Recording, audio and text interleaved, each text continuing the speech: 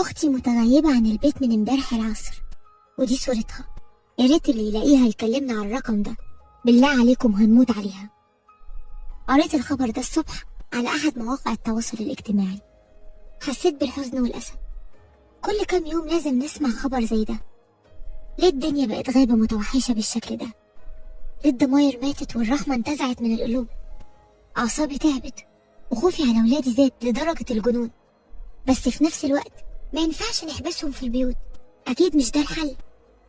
غيرت هدومي ونزلت عشان ألحق ميعاد المحاضرة بتاعتي.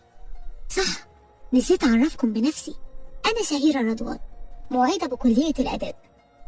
بعد انتهاء المحاضرة حسيت إن الأجواء في الكلية مش طبيعية، في حالة حزن واضحة مرسومة على وجوه الطلبة.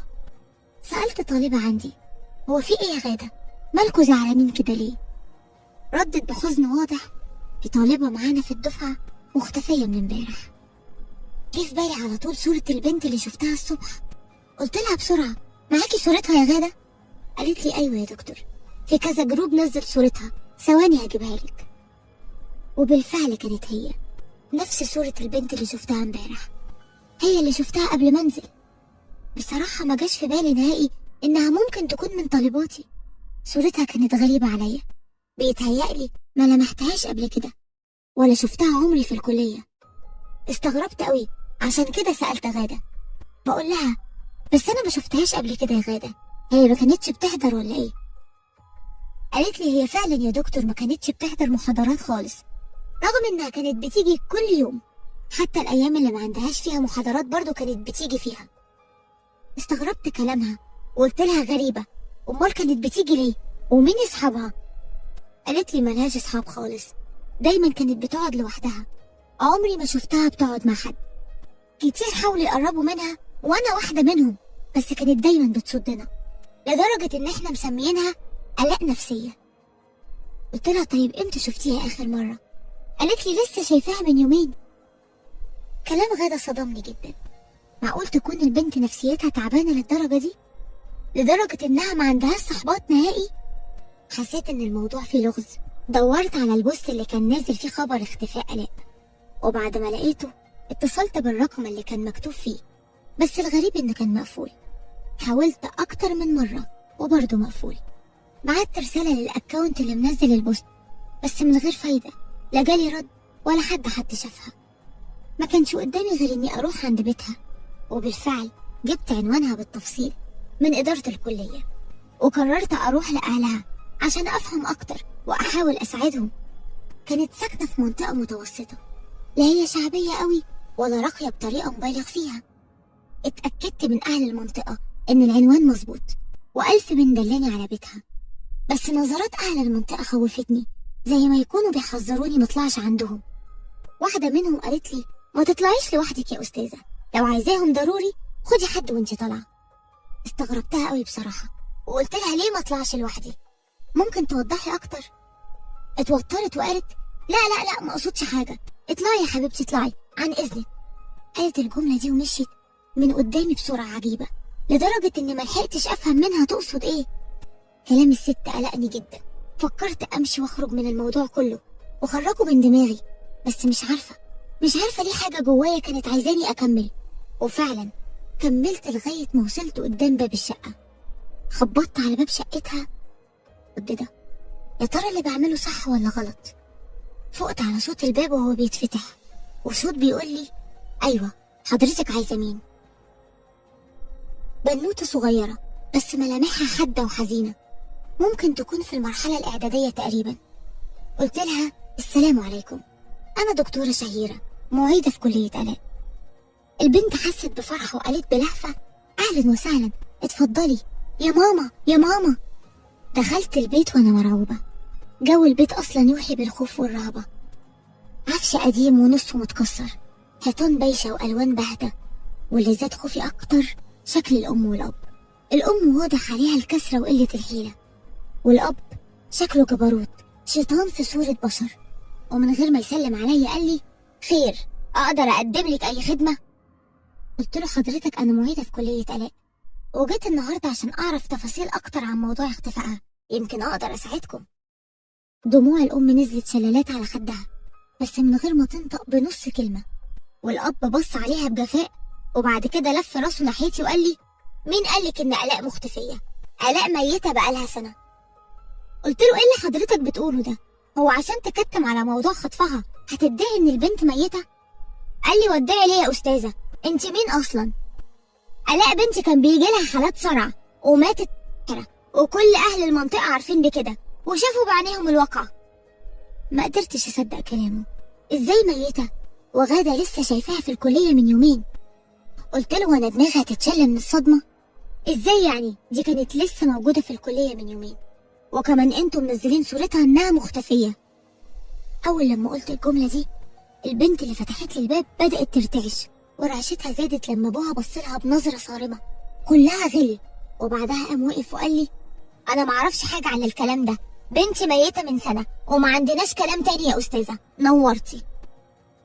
اتكسفت قوي من كلامه، كان واضح انه بيطردني بالذوق. لا، ذوق ايه؟ ده طردني من بيته بمنتهى قلة الذوق والهمجية.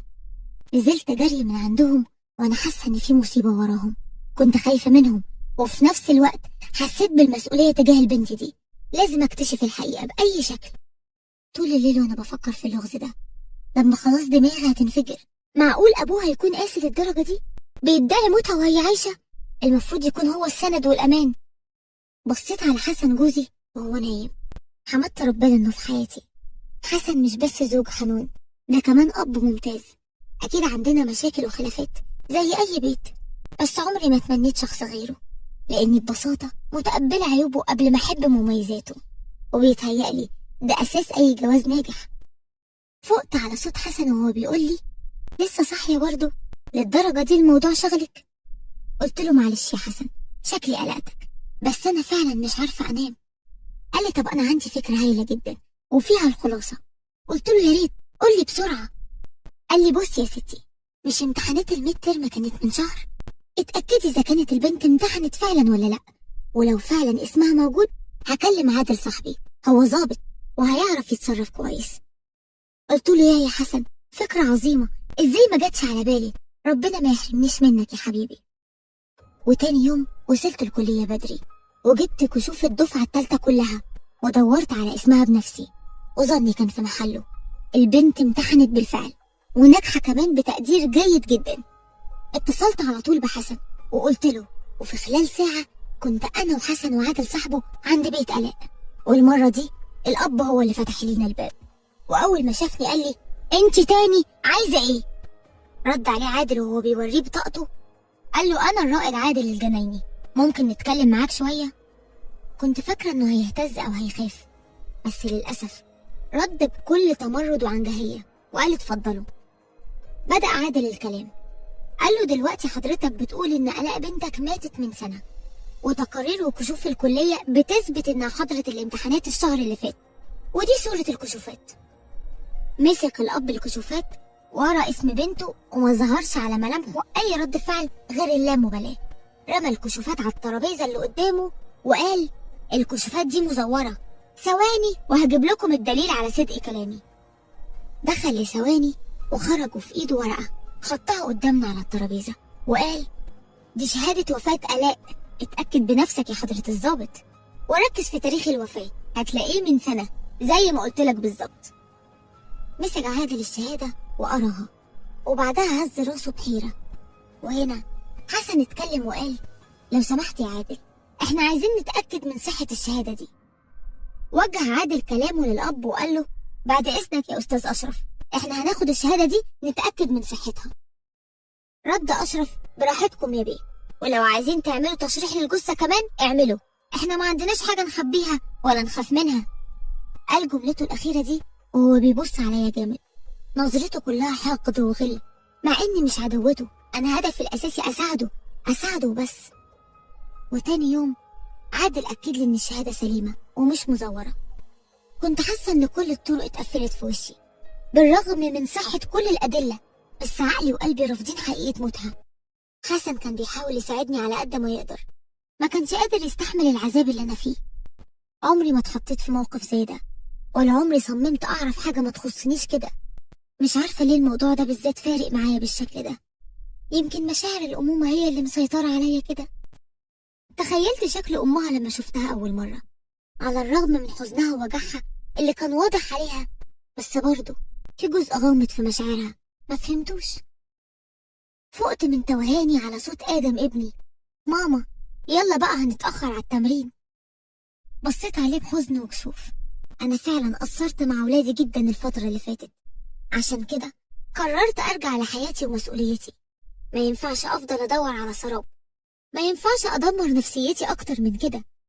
الأيام اللي فاتت دي أخدت من نفسيتي وبيتي وجوزي وولادي، وبالفعل اتنسيت الموضوع، أو بمعنى أوضح عملت نفسي ناسياه. أصل النسيان مش بالسهولة دي. ما جبت سيرته في الكلية، وما جبت سيرة أي تطورات عن الموضوع. ما كانش ينفع أبدا طلبة في السن ده ويعيشوا الحالة دي.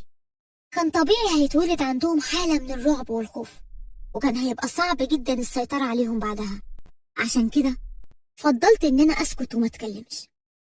بدأت أتعامل في حياتي بشكل طبيعي، وتجاهلت خالص حكاية آلاء كأنها ما حصلتش أساسا. بس حكايتها مرضتش تسيبني في حالي. حكاية عجيبة، نصها غريب والنص التاني مفقود، ورجعت تاني أنجذب لحكايتها بالتدريج. في يوم بعد المحاضرة خلصت وطلعت مكتبي، وفجأة لقيت غادة جاية عليا وهي بتجري ومش قادرة تاخد نفسها، وراحت قالت لي: يا دكتورة يا دكتورة، جت. قلت لها: هي مين دي؟ قالت لي: آلاء يا دكتورة، آلاء. قمت من مكاني بسرعة وجريت على بره، وأنا بقول لها: متأكدة يا غادة؟ تعالي وريهاني بسرعة. وصلنا للمكان اللي غادة شافتها فيه، بس ما كانتش موجودة، ما كانش ليها أي أثر. دورت بعيني عليها في كل الاتجاهات اللي حواليا، بس للأسف مش موجودة. بصيت لغادة بحزن وقلت لها: راحت فين يا غادة؟ انت مش لسه شايفاها؟ ردت عليا بذهول: والله كانت لسه هنا حالا، مش عارفة راحت فين. قلت لها: متأكدة يا غادة؟ متأكدة إنها آلاء؟ ما ممكن تكون واحدة شبهها. قالت لي: والله يا دكتورة هي آلاء، بشحمها ولحمها، دي حتى قعدت في نفس المكان اللي بتقعد فيه كل مرة. الصدق كان واضح جدا في كلامها. أصل غادة هتكذب ليه؟ هي أساسا ما تعرفش الحكاية كاملة ولا تعرف تفاصيلها. سبت الكلية ومشيت، وتلقائي لقيت نفسي وصلت بعربيتي تحت بيت آلاء. مش عارفة أنا جيت هنا ليه وإزاي. كان استحالة طبعا أقرر غلطتي وأطلع عندهم. فضلت قاعدة جوه عربيتي، وفجأة لمحت الست اللي قالت لي قبل كده ما تطلعيش عندهم لوحدك. حسيت إنها إشارة من ربنا. نزلت بسرعة من العربية وجريت وراها، وأنا بقول لها: لو سمحتي يا مدام، لو سمحتي. وقفت مكانها ولفت وبصت لي باستغراب وقالت لي: خير يا حبيبتي. قلت لها: حضرتك مش فاكراني؟ أنا اللي سألتك من فترة على بيت آلاء وانت حذرتيني منهم. بصت حواليها وبعد كده قالت لي: افتكرتك. قطعتها بسرعة وقلت لها: أنا محتاجة مساعدتك، أرجوكي ساعديني. ردت باستغراب وقالت لي: أساعدك في إيه؟ أنا مش فاهمة حاجة. قلت لها: تساعديني في موضوع آلاء. اتنهدت بحزن وقالت بعدها: ربنا يرحمها ويسامحها، تعالي يا بنتي نتكلم في المحل بدل وقفتنا في الشارع. رحت معاها المحل بتاعها. كان محل خياطة صغير تحت بيت آلاء، وجنبه على طول ماركت كبير. وأول ما دخلنا قالت لي: أعمل لك شاي معايا؟ قلت لها: متشكرة جدا، أنا بس عايزة أفهم منك الحقيقة، أنا خلاص هتجنن. قالت لي: حقيقة إيه؟ قلت لها: آلاء فعلا ميتة ولا لسه عايشة؟ ولو ميتة أنا بشوف مين؟ بصت لي باستعجاب وقالت لي: عايشة؟ عايشة إيه يا بنتي؟ البنت ميتة بقالها سنة، دي ماتت قدام عيني، دي كل المنطقة شافتها تقريبا. حسيت إن الدنيا بتلف بيا، وضربات قلبي زادت لما قالت لي كده. قالت لي: لو مش مصدقاني ممكن تشوفيها في كاميرات المراقبة. قلت لها: أنت عندك كاميرات مراقبة هنا؟ قالت لي: لا يا حبيبتي، كاميرات المراقبة اللي في السوبر ماركت اللي جنبي متسجل فيها لحظة وقوعها. قلت لها: يا ريت، أنا عايزة أشوفها بعد إذنك. رحت معاها الماركت، كان قاعد فيها راجل كبير وابنه شاب. وأول لما الست قالت له على الفيديو حسيت إن الشاب اتوتر جامد قوي، لدرجة إنه مشي من قدامنا على طول.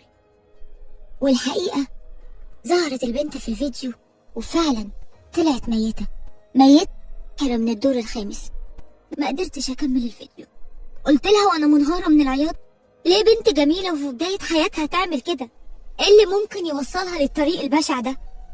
قالت لي بحزن: والله كانت ونعم البنات، الله يسامح ابوها بقى.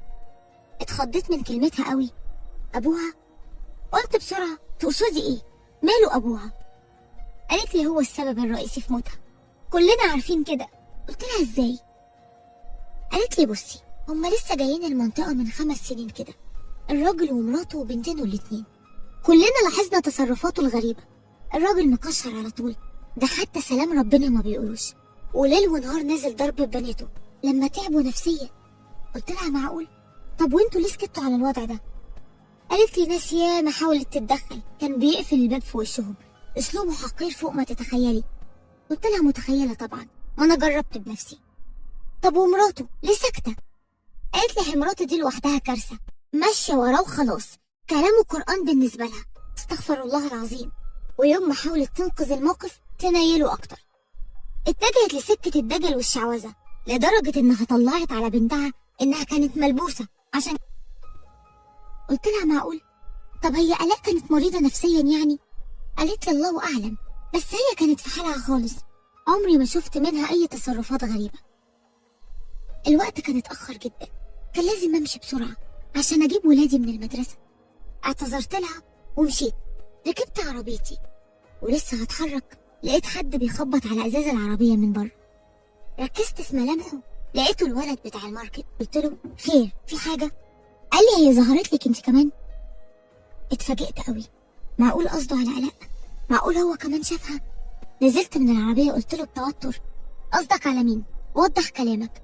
قال لي اقصدها هي، مفيش غيرها، من ساعة ما ماتت وانا بشوفها من بعيد، هي آلاء بشكلها ولبسها ولخمتها.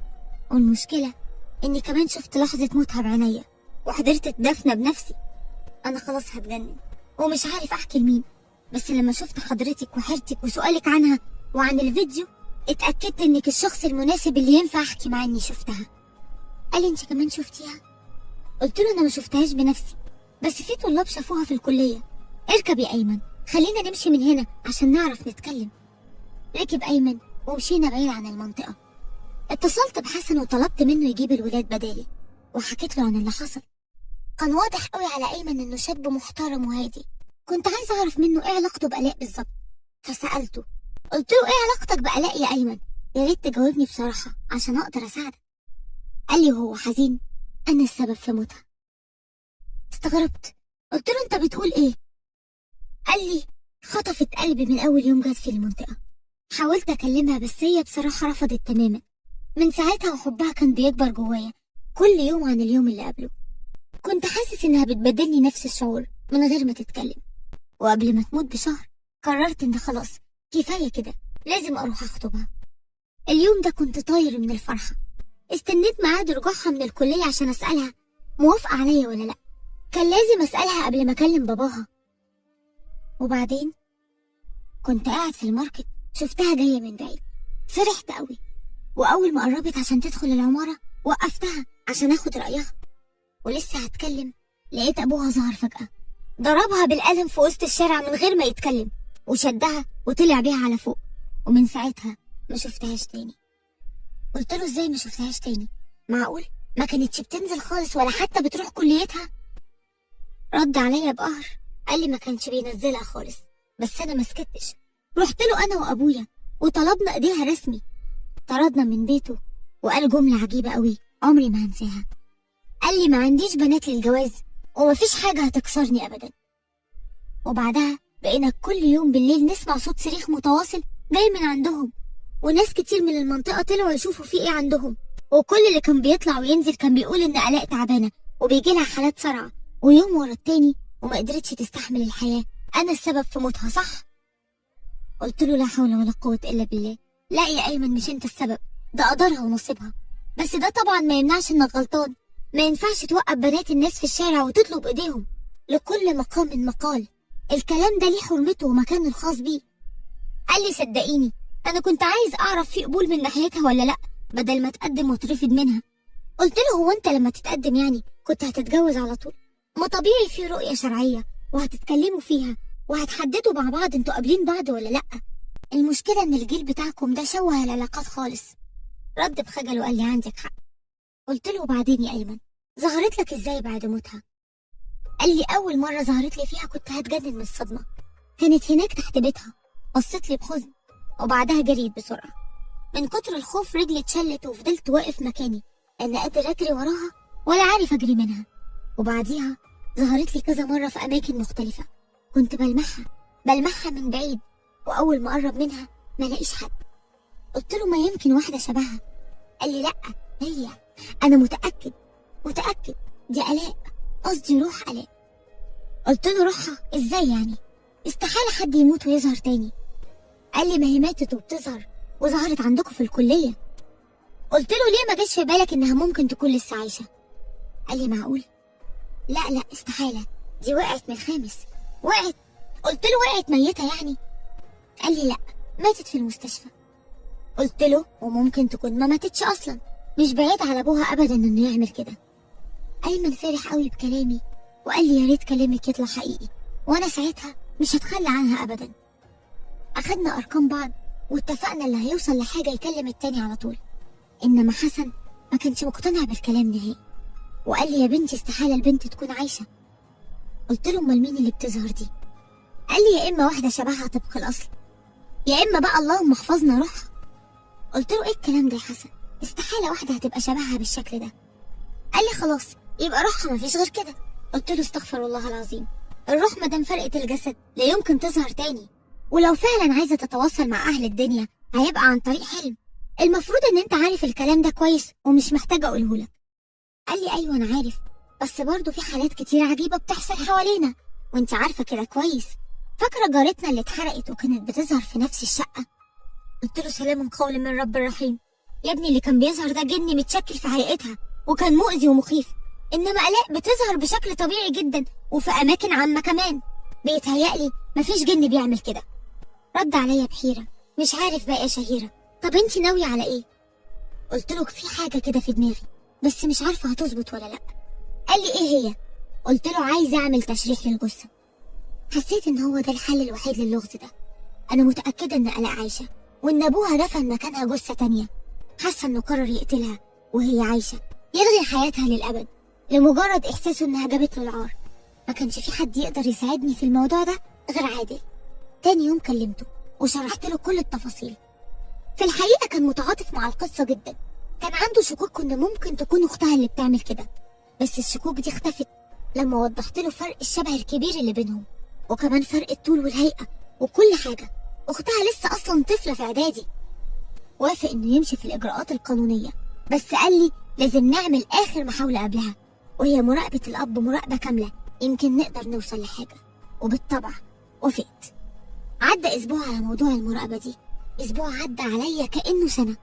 كنت كل يوم بتصل بعادل على امل انه يقول لي اخبار جديدة، وفي اليوم اللي قررت فيه اني ما اتصلش هو اتصل وقال لي شهيرة عندي ليكي اخبار مهمة. قلت له خير يا عادل، قول بسرعة. قال لي من خلال مراقبتنا للاب اكتشفنا حاجة غريبة. قلت له ايه هي؟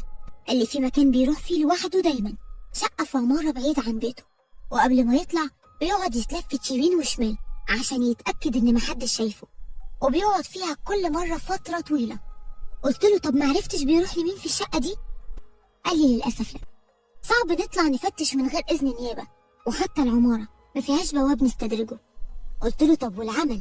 قال لي مفيش غير إننا نبعت حد يحاول يكتشف الموضوع عن قرب، مثلا نبعت محصل غاز مزيف، إيه رأيك؟ قلت له فكرة ممتازة. وفعلا كانت فكرة فوق الممتازة، لأننا عن طريقها اكتشفنا كارثة لا يمكن حد يتوقعها. لقينا أطفال كتير محبوسين في الشقة دي، والأستاذ المحترم طلع عضو فعال في عصابات خطف الأطفال وسرقة الأعضاء. بس الحمد لله اتمسك متلبس، وأطفال كتير كانت مفقودة رجعت لأهليها. بس للأسف آلاء برضو ما كانش ليها أثر. النيابة حاولت كتير مع أشرف عشان يعترف بموضوع آلاء، بس للأسف كان مصمم على كلامه إن البنت ماتت. عشان كده النيابة طلعت قرار بتشريح الجثة. ما هو متوقع من واحد بالإجرام ده إنه يعمل أي حاجة. وفعلا قسوة قلبه اللي حسيتها فيه مش مجرد فراغ أبدا. سبحان الله، دايما الذنوب والمعاصي بتموت القلب، بتخلينا حجر صلب، بتجرده من كل مشاعر الإنسانية. مش هيفرق معاه بقى الظلم طال مين ولا مين هيحصل له إيه، مش هيفرق معاه بقى الظلم طال مين، حتى لو طال حد منه مش هيفرق برضه، لأنه ببساطة قلبه مات. أم آلاء وأختها اختفوا بعد حبس أشرف، محدش كان عارف ليهم مكان. دورت عليهم كتير بس موصلتش لحاجة. كنت عايزة أطمنهم، كان نفسي قوي يتأكدوا بنفسهم إن آلاء لسه عايشة، وأشرف من بعد ما اتحبس وهو ساكت ما بينطقش زي ما يكون جاله حالة خرس. وجه اليوم المنتظر، يوم نتيجة التقرير الطبي. كنا متجمعين أنا وحسن وعادل وأيمن. التليفون رن، عادل رد وكلنا على نار. ألو؟ أيوة يا فندم. معقول؟ حضرتك متأكد من الكلام ده؟ متشكر جدا. قفل من هنا وملامح وشه اتغيرت فجأة.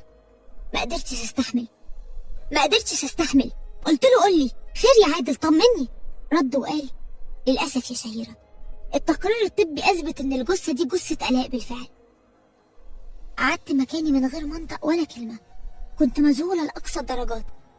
أيمن اتكلم وقال مش قلتلك يا أستاذة آلاء ماتت وشبعت موت، صدقيني اللي بتظهر لي دي روحها. وحسن قال لي بصوا يا جماعة، هي حالة نادرة وحصلت عادي يعني بتحصل، ممكن تكون كانت بتظهر لسبب وهو كشف حقيقة أبوها للناس، بيتهيألي كده خلاص مش هتظهر تاني. كنت بسمع كلامهم وأنا ساكتة، مش قادرة أقتنع بيه، وفي نفس الوقت مش قدامي حلول تانية. لازم أصدق كلامهم، أو على الأقل لازم أحاول.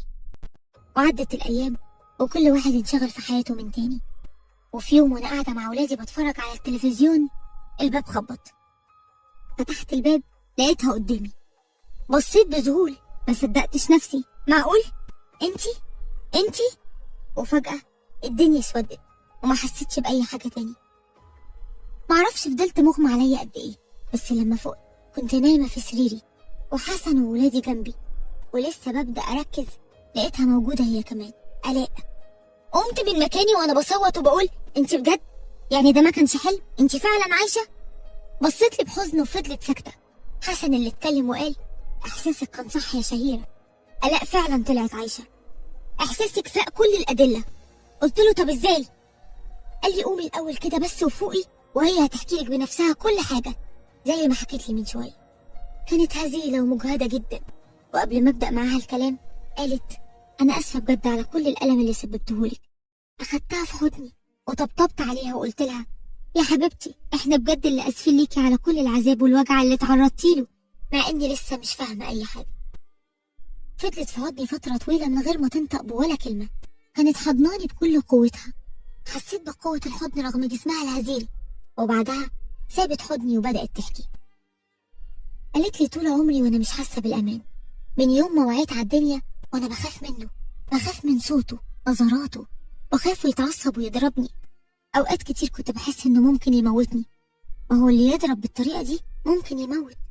لما يجري ورايا بسكينة هيكون قصده إيه غير إنه يقتلني؟ لما يخبطني في حيطة مستني إيه غير إنه يموتني؟ لما يدوس عليا برجله هيكون قصده إيه غير إنه يقضي عليا؟ لما أب يعمل كده في بناته هتبقى نيته إيه غير إنه عايز يخلص منهم، يقضي عليهم ويدمرهم؟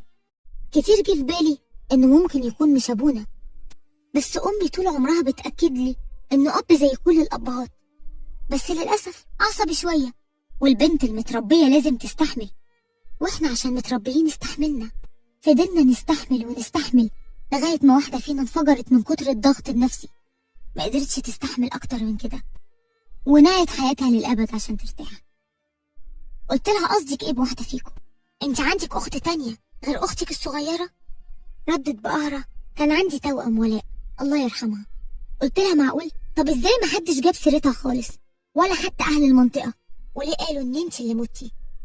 ضحكت بسخرية وقالت لي عشان محدش يعرف بوجودها أصلا. لما كنت في 5 ابتدائي ولاء بدأ يظهر عليها حاجات غريبة، كانت دايما بتصوت وأوقات تتوه عن الدنيا خالص، وأوقات تانية يغمى عليها فجأة. فضلت على الحال ده سنين واحنا مش فاهمين ايه اللي فيها، بس أمي كانت بتقول إنها ملبوسة. قلت لها وأبوكي؟ قالت لي ده كان ولا في دماغه حاجة، حتى ما فكرش يوديها للدكتور، كل اللي عمله جاب لها دواء عشان تنام وتبطل سويت، وأجبرنا إن احنا نعزل ونروح مكان جديد محدش يعرفنا فيه، وفعلا عزلنا. ما عرفناش حد خالص بموضوع ولاء، ولأننا كنا مختصرين الجيران وأهل المنطقة محدش عارف حاجة فعلا. وفضلت ولاء عايشة على الدواء اللي بيجيبه لها، ولو الدواء خلص كان بيسكتها بالضرب. قلت لها وازاي مامتي كانت قابلة كل المهزلة دي؟ قالت لي أمي ست جهلة، كل اللي في دماغها إن في جن مسيطر على حياتنا وعلى جوزها، ده حتى مرض آلاء ربطته بالجن، ظلمت الجن للأسف. قلت لها يا الله، لسه في حد بيفكر كده؟ وبعدين يا آلاء كملي.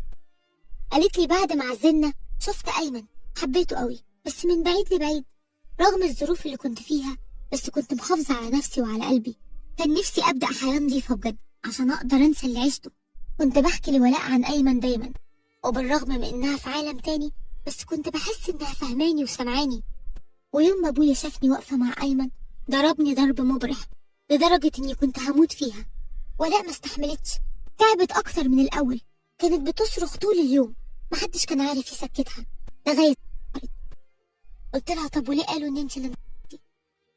رديت قلت لها عشان محدش يعرفها، يعرفوني أنا وآية أختي الصغيرة بس. وأبويا لقاها فرصة كويسة عشان يخلص مني بالمرة، ما أنا من وجهة نظره جبت له العار. ده خلاني أسيب البيت خالص وأعيش عند جدتي عشان يعرف يمثل دور موتي على أهل المنطقة كويس. عشت عند جدتي سنة كاملة بعد موت ولاء، كنت موجوعة قوي بسبب موتها، بس جدتي كانت بتهون عليا، وكنت كل فترة بروح أطمن على ماما وأختي آية وهو مش موجود طبعا، وكمان كنت بطمن على أيمن من بعيد. بعدها الدنيا صدمتني صدمة تانية بعد صدمة ولاء، جدتي توفت وسابتني، وطبعا ما كانش ينفع أعيش لوحدي، وهو أول ما عرف إنها ماتت قرر يرجعني عنده تاني، بس بشرط إن أعيش زي ما ولاء كانت عايشة، أعيش في الضلمة من غير ما حد يعرف عني حاجة، وأسيب دراستي وحياتي وكل حاجة. كان عايز يموتني بالحياة لدرجة إنه عمل شهادة وفاة باسمي. كان صعب عليا أقبل الوضع ده، وعشان أنا طبعا عارفة طبعه عملت نفسي موافقة على العرض بتاعه. قلت له هجهز حاجاتي واجي، وضحكت عليه وما روحتش، هربت بعيد عنهم، هربت وقطعت أي صلة بيهم. قلت لها طب مين اللي نزل صورك في النت؟ قالت لي آية أختي اللي نزلتها، كانت فاكرة إني اتخطفت، محدش كان متوقع إني هربت. قلت لها طيب عشت فين وكنت بتصرفي منين؟ قالت لي جدتي الله يرحمها كانت سايبالي مبلغ كبير قدرت أدبر نفسي بيه، وكمان دورت على شغل بسيط جنب الدراسة، وكنت بطمن على أخبارهم من بعيد. ولما عرفت إنه اتسجن رحت البيت، بس ما لقيتش ولا ماما ولا آية، ما كنتش عارفة أتكلم مع مين. رحت لأيمن وحكيت له كل حاجة، وهو اللي قال لي على حضرتك وعلى اهتمامك بموضوعي ووصلني عندك. حسن دخل علينا وقال ايه كل الرغي ده بقى يا جماعة، أنا جعت، انتوا مش جعانين ولا ايه؟ رديت عليه قلت له أنا هموت من الجوع، ثواني وهعمل لكم أحلى عشاء في الدنيا. واحنا بنتعشى حسن قال منورانا والله يا آلاء، ده احنا عشنا أيام عجيبة بسببك، مع إن أكبر دليل على وجودك كان واضح قدامنا زي الشمس ووحدولك للامتحانات، بس من كتر ما عقلنا تشوش معرفناش نفكر صح، استسهلنا فكرة إن روحك هي اللي بتظهر عشان نريح نفسنا. ده أنا حتى اقتنعت إن روحك هي اللي بتنجح في الامتحانات، مع إني أنا لو كنت فكرت أكتر كنت ممكن أوصل للحقيقة. رديت على حسن بس مش غريبة يا حسن موضوع التقرير الطبي ده. قال لي هم عملوا DNA والنتيجة طلعت مطابقة طبعا، وعشان هم توأم كانوا متطابقين في كل حاجة، نفس السن والجينات، وطبعا محدش تخيل إنها ممكن تكون توأمها. أهم حاجة دلوقتي إن آلاء وسطينا وبخير. ردت آلاء بصراحة كتر خيركم على اللي شفتوه بسببي، أنا بجد أسفة جدا، بس أنا هموت وأعرف ماما وآية راحوا فين. بعد مرور 3 سنين في المستشفى تحديدا، أنا وحسن وأيمن وأم آلاء وأختها آية كلنا متجمعين حوالين آلاء. يا دوب بدأت تفوق من تأثير البنج مسكت إيديها وقلت لها الحمد لله على سلامتك يا لولو، جبت بنوتة زي القمر، هتسميها إيه بقى؟ ردت عليا هسميها ولاء، إيه رأيك يا أيمن؟ رد أيمن طلباتكم أوامر يا أم ولاء. أم آلاء أول لما سمعت اسم بنتها ولاء دمعت وطلعت بسرعة برا الأوضة. طلعت وراها لقيتها بتعيط برا، طبطبت عليها وقلت لها بتعيطي ليه دلوقتي بس؟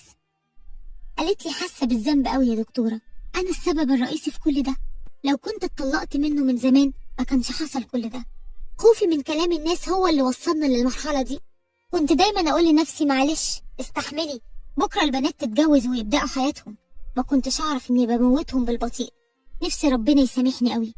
قلت لها ربنا غفور رحيم، والمهم إنك عرفتي غلطك، الحمد لله إنك اتطلقتي منه وآلاء اتجوزت واحد ابن حلال بجد. أيمن ده هدية ربنا ليكوا، بيتهيألي من غيره كانت آلاء فضلت متدمرة فعلا، الحب النقي بيطيب الجروح. آلاء اتغيرت جدا، هو طبعا بعد فوات الأوان، بس برضه مع الوقت كل حاجة بتتنسي والجروح بتبدأ تتلم.